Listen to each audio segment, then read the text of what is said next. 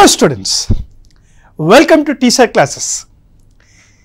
Indian polity కోర్సులో భాగంగా మనము అనేకమైన విషయాలు తెలుసుకోవడం జరిగింది. లాస్ట్ క్లాస్లో రాజ్యాంగానికి సంబంధించిన లక్షణాలు చాలా డీటెయిల్డ్గా చూసాం. మరి ఈరోజు ఈ క్లాస్లో let us look at the source of the Indian Constitution. Source of the Indian Constitution is very important topic, sir. మనకి కాన్స్టిట్యూషన్ ఆఫ్ ఇండియా చూసుకుంటే కాన్స్టిట్యూషన్ ఆఫ్ ఇండియాలో పార్ట్స్ ఉంటాయి, రైట్, ఆర్టికల్స్ ఉంటాయి, స్కెడ్యూల్స్ కూడా ఉంటాయి. There are 25 parts in the constitution, 395 articles in the Indian Constitution. Sub articles అన్నీ కూడా మీరు యాడ్ చేసుకుంటే సుమారుగా 467 ఆర్టికల్స్ అవుతాయి. రాజ్యాంగం అమల్లోకి వచ్చినప్పుడు 8 స్కెడ్యూల్స్ ఉంటే ప్రస్తుతానికి 12 స్కెడ్యూల్స్ ఉన్నాయి. సో రాజ్యాంగంలో మనకి 25 parts divide into 395 articles, schedules 12 ఇవన్నీ ఉన్నాయి. ఎల్ లాట్ ఆఫ్ ప్రొవిజన్స్ ఉన్నాయి. మరి రాజ్యాంగ పరిషత్ కాన్స్టిట్యూయెంట్ అసెంబ్లీ 2 సంవత్సరాల 11 నెలల 18 రోజులు కష్టపడి రాజ్యాంగాన్ని ఇవ్వడం జరిగింది. ఈ క్రమంలో ఈ 2 years 11 months 18 days క్రమంలో సుమారుగా 60 దేశాల రాజ్యాంగాలు చదివినట్టు మనకు తెలుస్తుంది. ఈ 60 దేశాల రాజ్యాంగం చదివి ఆ రాజ్యాంగంలో వేరే దేశాల యొక్క కాన్స్టిట్యూషన్లో మనకి సూట్ అయ్యే విధంగా ఉన్న ప్రొవిజన్స్ని మనం బారో చేసుకున్నాం. అందుకే ఇండియన్ కాన్స్టిట్యూషన్ని కాపీడ్ కాన్స్టిట్యూషన్ అనకూడదు, it is called borrowed constitution. Sir రెండింటికి డిఫరెన్స్ ఏంటి అంటే, we have borrowed those provisions of the other constitution and modified to suit our Indian culture, tradition and society. అంటే మన వ్యవస్థకి అనుకూలంగా ఆ యొక్క ప్రొవిజన్ని మార్చుకొని అడాప్ట్ చేసుకోవడం జరిగింది. అందుకే Indian constitution is called borrowed constitution. మరి what are the sources of the Indian constitution? ఎక్కడి నుంచి ఏం తీసుకొచ్చాం? ఈ విషయాలు అనేవి ఈ క్లాస్లో డీటెయిల్గా చెప్తాను, జాగ్రత్తగా వినేసేయండి. The first source of the Indian Constitution is Government of India Act of 1935. Government of India Act 1935.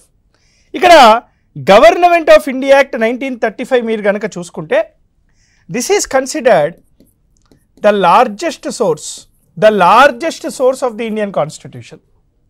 సుమారుగా 70% of the Constitution ఇక్కడి నుంచే తీసుకొని రావడం జరిగింది. Government of India Act 1935 is the most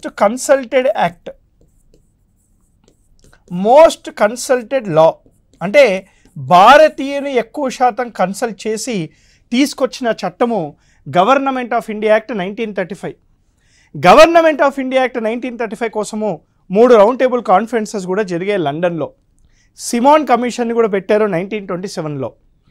doctor BR Ambedkar గారు 3 రౌండ్ టేబుల్ కాన్ఫరెన్సెస్కి కూడా వెళ్ళడం జరిగింది. సో ఏం అడాప్ట్ చేసుకున్నాం? ముఖ్యంగా మనం ఏమేమి అడాప్ట్ చేసుకున్నాం అంటే the structure and body of the constitution. అసలు రాజ్యాంగం ఇలా ఉండాలి, రాజ్యాంగం ఈ విధంగా ఫ్రేమ్ ఉండాలి అని చెప్పేసి ఆ ఫ్రేమ్ వర్క్ని ఈ గవర్నమెంట్ ఆఫ్ ఇండియా యాక్ట్ 1935 నుంచే తీసుకొని రావడం జరిగింది.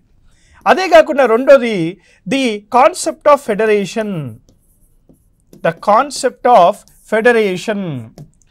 Government of India act 1935 promised an all India federation. The concept of federation. మూడోది ఎమర్జెన్సీ ప్రావిజన్స్. ఇది గుర్తుపెట్టుకోండి ఎగ్జామ్కి, emergency provisions. The concept of emergency provisions చాలా మటుకు జర్మనీ అనుకుంటారు, తప్పు. నేషనల్ ఎమర్జెన్సీ ఉన్నప్పుడు ప్రాథమిక హక్కులపైన ఆంక్షలు వేసే విధానాన్ని జర్మనీ నుంచి తీసుకొచ్చాం. కానీ ఎమర్జెన్సీ ప్రొవిజన్స్ అనేవి గవర్నమెంట్ ఆఫ్ ఇండియా యాక్ట్ 1935 నుంచి తీసుకొని రావడం జరిగింది. అదేవిధంగా 4వది public service commission. Public service commission. So ఇలా చాలా అంశాలు గవర్నమెంట్ ఆఫ్ ఇండియా యాక్ట్ నుంచే తీసుకొని రావడం జరిగింది. So this is the first source of the Indian constitution. Let us look at the second source of the Indian Constitution. మనకి US constitution sir. US constitution. US constitution is one of the major source of the Indian constitution again. మనం ముఖ్యంగా ఏం తీసుకొచ్చాం sir అంటే very important fundamental rights. The concept of fundamental rights. The concept of fundamental rights. Right, the concept of fundamental rights. ఇక్కడ మనకు article 12 to 35 ఏవైతే fundamental rights ఉన్నాయో ఈ ఫండమెంటల్ రైట్స్ని సో యుఎస్ కాన్స్టిట్యూషన్లో ప్రాథమిక హక్కులని బిల్ ఆఫ్ రైట్స్ అని అంటారు. ఈ bill of rights which are guaranteed from the కాన్స్టిట్యూషన్ని మనం భారత రాజ్యాంగంలో article 12 to 35 part 3 of the కాన్స్టిట్యూషన్లో తీసుకొని రావడం జరిగింది. The second one we bought is the office of vice president. ఇండియాకి ఒక వైస్ ప్రెసిడెంట్ ఉండాలి. Article 63 of the constitution says there shall be a vice president for India. Backup post అనమాట. ఈ vice president అనే పోస్ట్ని కూడా అమెరికన్ కాన్స్టిట్యూషన్ నుంచే తీసుకొని రావడం జరిగింది. మూడోది very important sir, the impeachment. The impeachment. What is the meaning of impeachment? Removal. The impeachment procedure of President of India. President of ఇండియాని ఎలా రిమూవ్ చేయాలి అనే పద్ధతి రాజ్యాంగంలోని ఆర్టికల్ 61లో రాస్తుంది.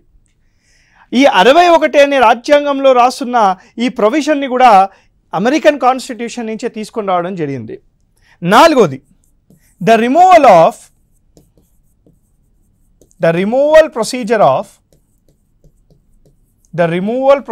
of Supreme Court, High Court judges. జడ్జెస్ని remove చేసే పద్ధతిని కూడాను రాజ్యాంగంలో ఆర్టికల్ 124 క్లాస్ 4, ఆర్టికల్ 124 క్లాస్ 5లో చెప్పబడుతుంది. ఈ యొక్క పద్ధతిని కూడాను అమెరికన్ కాన్స్టిట్యూషన్ నుంచే తీసుకొని రావడం జరిగింది.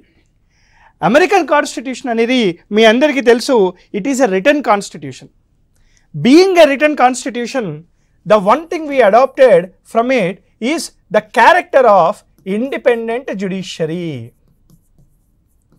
The character of independent judiciary.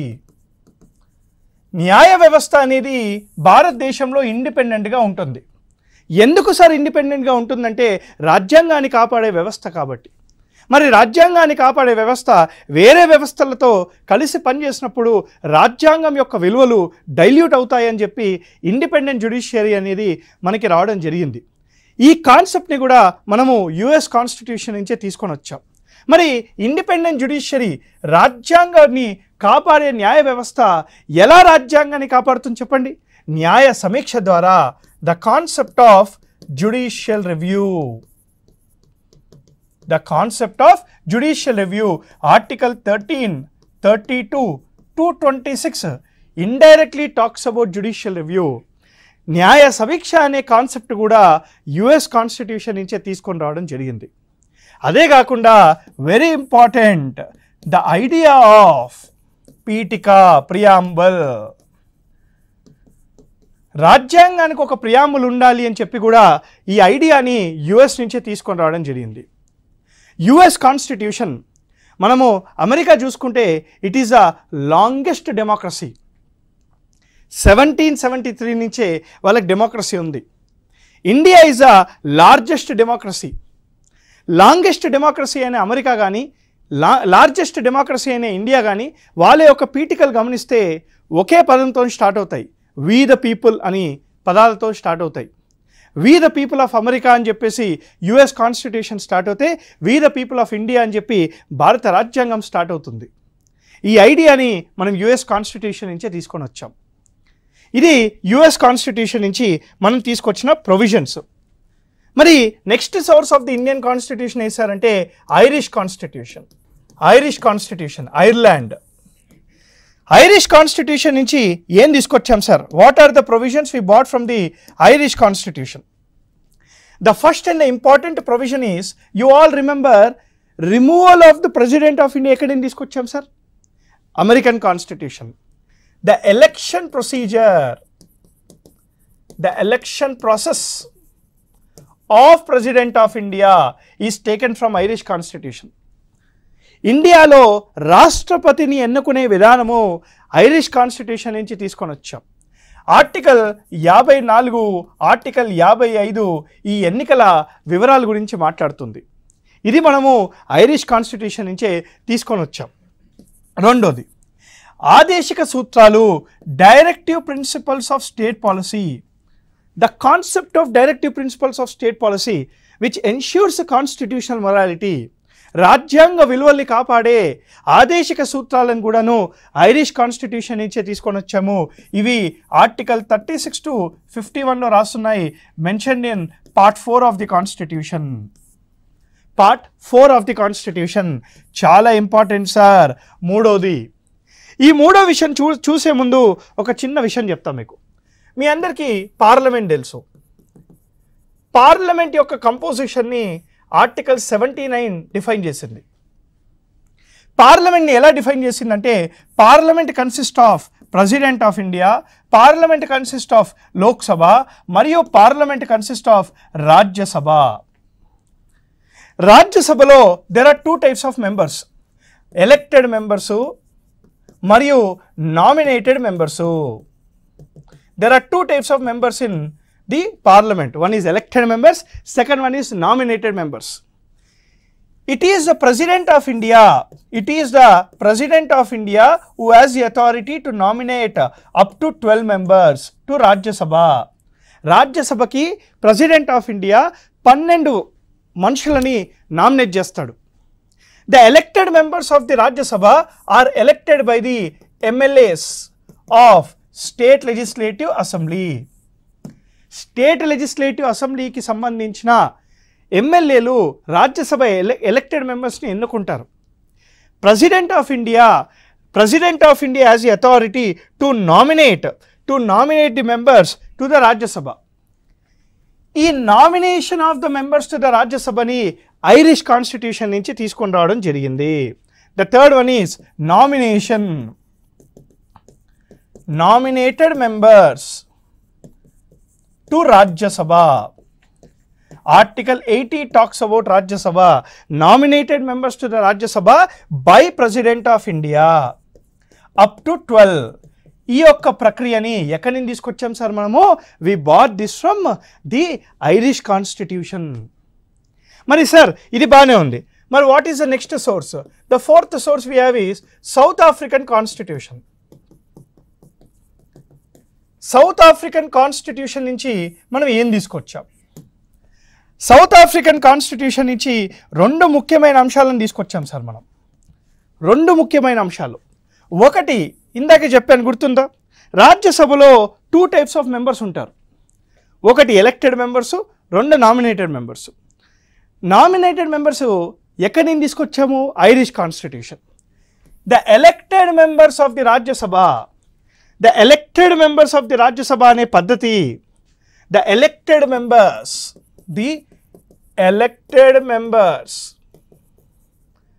To Rajya Sabha article 80 అనే పద్ధతి మనం సౌత్ ఆఫ్రికన్ కాన్స్టిట్యూషన్ నుంచి తీసుకొని రావడం జరిగింది.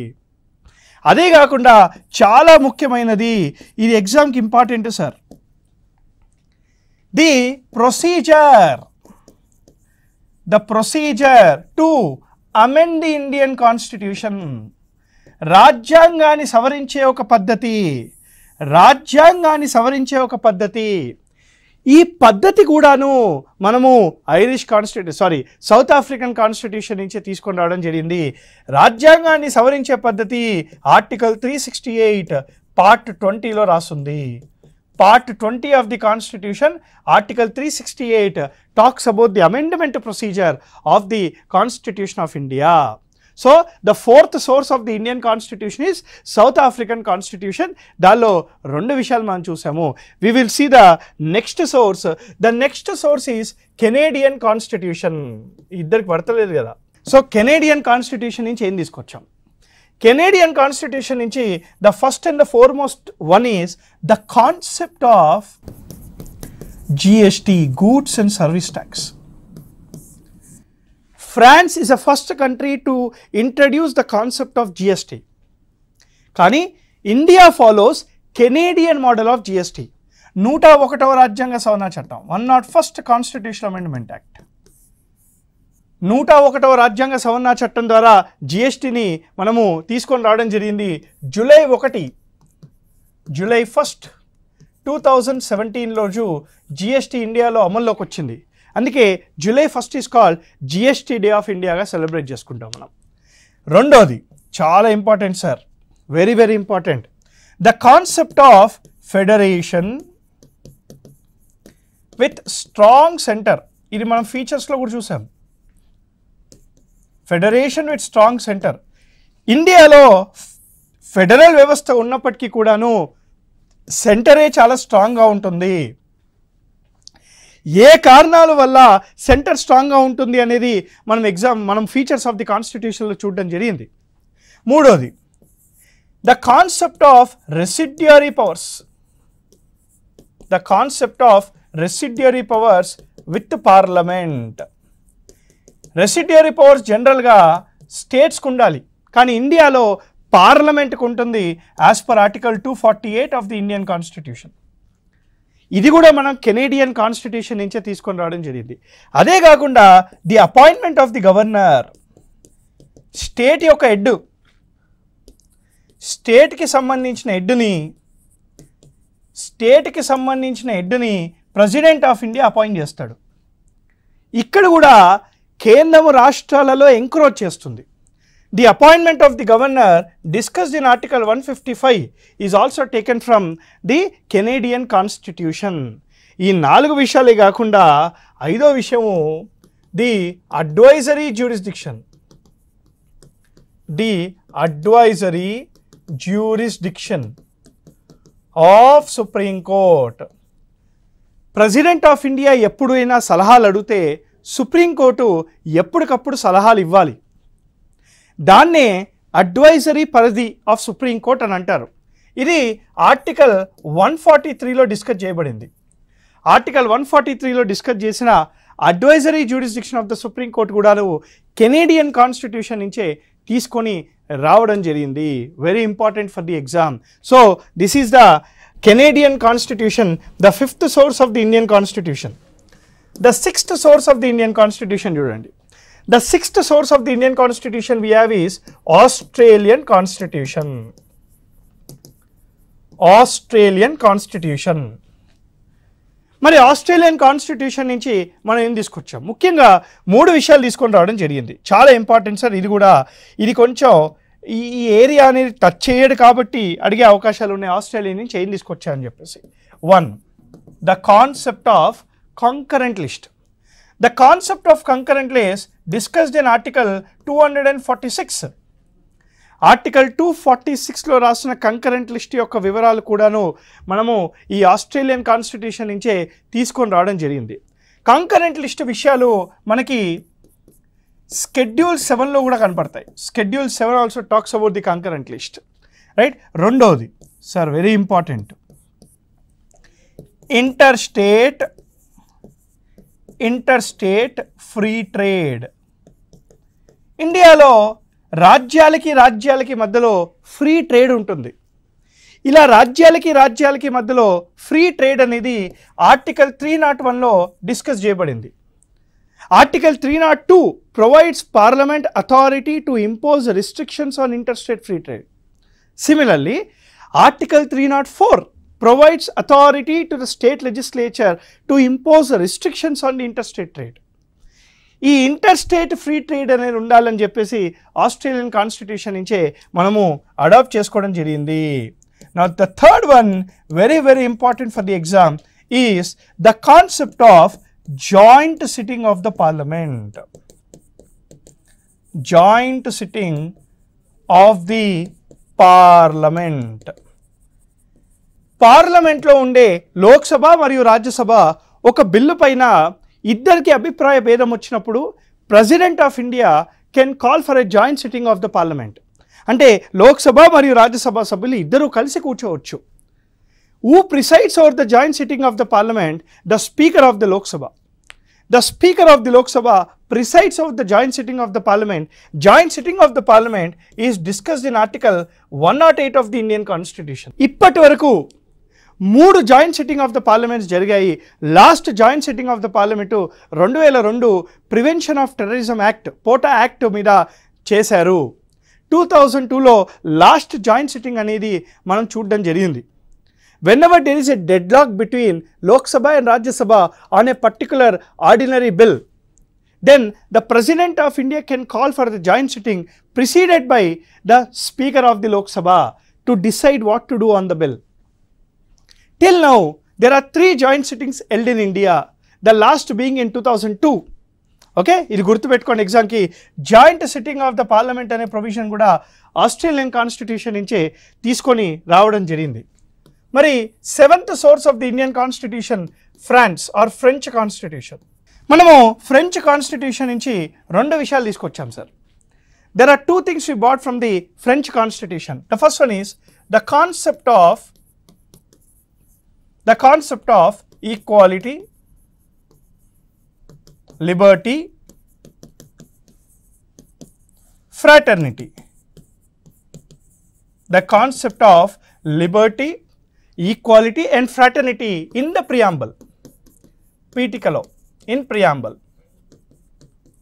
స్వేచ్ఛ, సమానత్వము, సోదరభావము, ఈ 3 అంశాలు India got inspired from French revolution.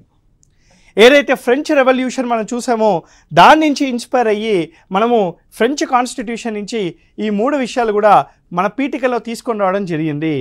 అదేవిధంగా రెండోది the concept of tribunals. The concept of tribunals, fast track courts. భారత రాజ్యాంగంలో ఆర్టికల్ 323A, ఆర్టికల్ 323B ఇవి 2 కూడాను ట్రైబ్యునల్స్ గురించి మాట్లాడతాయి. ఈ 2 ఆర్టికల్స్ని 42వ రాజ్యాంగ సవరణ చట్టము 1976 ద్వారా యాడ్ చేశారు. ఈ ట్రైబ్యునల్స్ అనే కాన్సెప్టు ఫ్రెంచ్ రెవల్యూషన్ ద్వారానే మనకి ఫోకస్లోకి వచ్చింది. ఈ కాన్సెప్ట్ని కూడా భారత రాజ్యాంగము అడాప్ట్ చేసుకోవడం జరిగింది. This is the 7th source of the Indian constitution. The 8th one being again the Russian constitution. USSR అని అంటారు దీన్ని, USSR, సోవియట్ యూనియన్ కాన్స్టిట్యూషన్. ఇండియాకి చాలా ఫేవరెట్ ఇది. The first one as part of the Russian constitution we have adopted is the concept of fundamental duties. The concept of fundamental duties. ప్రాథమిక బాధ్యతలు, హక్కులు కాదు. హక్కులు అమెరికా ఇచ్చింది, బాధ్యతలు రష్యా ఇచ్చింది. 2 మనం పాటించాలి. వాళ్ళు వీళ్ళు ఇచ్చింది మనం ఎందుకు పాటిస్తాం? Fundamental duties. Part 4A of the Constitution, Article 51 capital A talks about fundamental duties. As on today, there are 11 fundamental duties. As recommended by Swaran Singh committee, మనకి 11 ప్రాథమిక బాధ్యతలు ఉన్నాయి. ఆ బాధ్యతలు కూడా ఏదో పొద్దుగాలే లేవాలి, హెల్దీగా ఉండాలి, ఇట్లాంటివి ఏమి ఉండవు.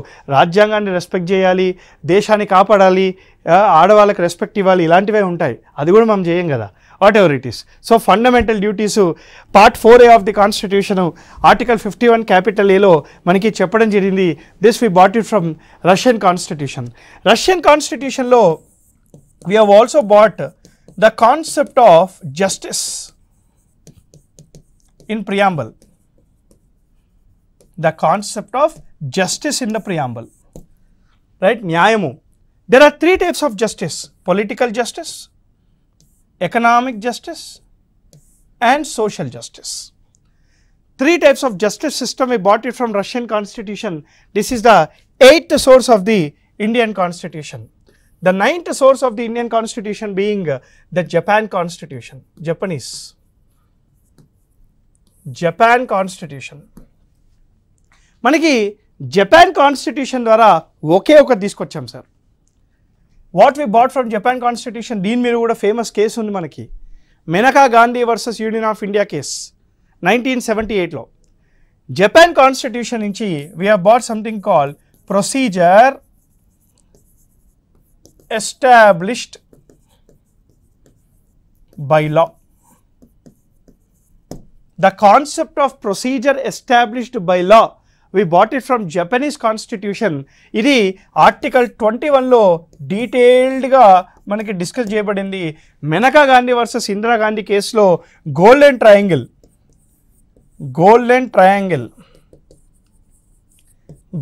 ట్రయాంగిల్ థియరీని కూడా ఇవ్వడం జరిగింది.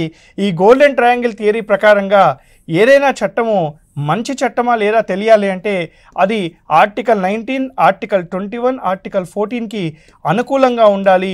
ఈ 3 ఆర్టికల్స్కి ఏ ఒక్క ఆర్టికల్కి అనుకూలంగా లేకపోయినా ఆ చట్టాన్ని ఇన్వాలిడ్గా డిక్లేర్ చేయాలి అని చెప్పేసి మనకి తెలుస్తుంది ఈ మెనకా గాంధీ కేసులో గోల్డెన్ ట్రయాంగిల్ థియరీ ప్రకారంగా. ఇది 9వది చాలా important. The 10th source of the Indian Constitution. The 10th source of the Indian Constitution being your Britain or British Constitution. 300 సంవత్సరాల పైగా పరిపాలించిన బ్రిటిష్ వాళ్ళ రాజ్యాంగం నుంచి చాలా విషయాలే తెలుసుకున్నాం సార్, చాలా విషయాలే తెచ్చుకున్నాం కూడా.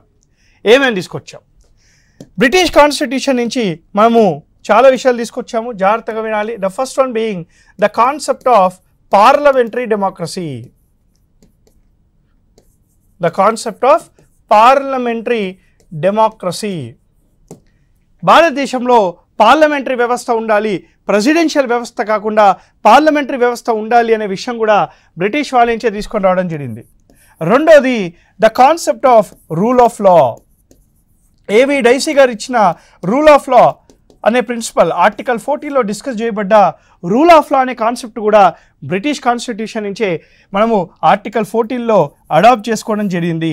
The third one being fusion theory. Now what is the meaning of fusion theory? Fusion theory is between the general executive మరియు పొలిటికల్ ఎగ్జిక్యూటివ్. భారతదేశంలో మనకి కౌన్సిల్ ఆఫ్ మినిస్టర్స్, మంత్రి మండలి మరియు బ్యూరోక్రాట్స్ ఇద్దరూ కలిసి పనిచేస్తారు. ఆ కలిసి పనిచేసే పద్ధతి కూడాను మనం బ్రిటిష్ కాన్స్టిట్యూషన్ నుంచే తీసుకొని రావడం జరిగింది. నాలుగోది మనకి parliamentary system, parliamentary devices. Parliament ఎలా నడవాలి, ఈ పార్లమెంటరీ డివైజెస్ ఏవేవి మనకి క్వశ్చన్ అవర్ కానివ్వండి, లేదా మోషన్స్ కానివ్వండి, అవిశ్వాస తీర్మానం కానివ్వండి, సెన్సర్ మోషన్ కానివ్వండి, ఈ పార్లమెంట్లో ఏ డివైజెస్ ఉండాలి అవి కూడా ఇక్కడి నుంచే తీసుకొచ్చాం. ఐదవది రాప్కాబ్. Article 118 of the constitution discuss చేసే rules of procedure and conduct of the business. ఇది కూడా మనము బ్రిటిష్ కాన్స్టిట్యూషన్ నుంచే తీసుకొని వచ్చాం. ఆరోది the concept of writs. Article 32 మరియు ఆర్టికల్ 226లో మెన్షన్ చేసిన రిట్స్ అనే కాన్సెప్ట్. ఈ రిట్స్ అనే కాన్సెప్ట్ కూడాను మనము బ్రిటిష్ కాన్స్టిట్యూషన్ నుంచే తీసుకొని రావడం జరిగింది. There is something called the legislative procedure. Bills ఎలా పాస్ చేయాలి, ఈ బిల్లులు పాస్ చేసే విధానం కూడాను మనం బ్రిటిష్ కాన్స్టిట్యూషన్ నుంచే తీసుకొని రావడం జరిగింది. ఇలా చాలా అంశాలు, అనేకమైన అంశాలు మనము భారత రాజ్యాంగంలో డిఫరెంట్ సోర్సెస్ ద్వారా తీసుకొని రావడం జరిగింది.